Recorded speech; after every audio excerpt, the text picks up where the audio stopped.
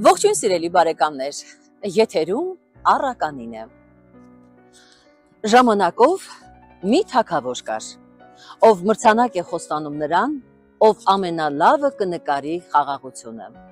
Շատ նկարիչներ են մասնակցում։ Թագավորը ուշադիր զննում է բոլոր նկարները, բայց նրան դուր են գալիս միայն երկուսը,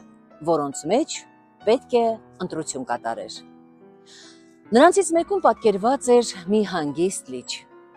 Այն կատարյալ հայլու նման իր մեջ էր արտացոլում շրջակա բոլոր լեռները,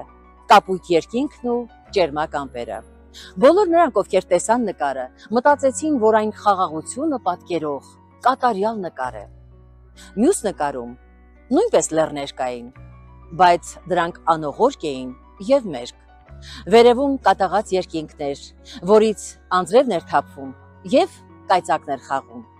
իսկ հեռվում մի լեռան վրայից փրփրալով ցած էր թափվում ջրվեժը։ Այդ նկարը ամենևին էլ խաղաղություն չէր պատկերում։ Բայց երբ թագավորը ուշադիր նայեց, ջրվեժի մոտ տեսավ քարքարոտ ժայռի վրա աճող մի փոքրիկ թուփ, որի վրա իր բունն էր հյուսել մի մարի թռչուն։ Այնտեղ կատաղած ջրերի մոտ թռչունը նստած էր իր բնի վրա կատարյալ խաղաղությամբ։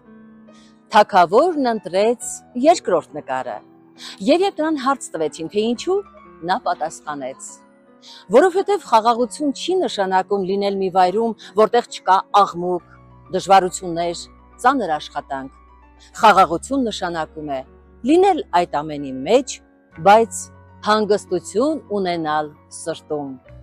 Դա է խաղաղության իսկական իմաստը։ Սիրելիներս, ձեզ հետ է Մանուշակ Շիրինյանը, կհանդիպենք, լավ մնացեք։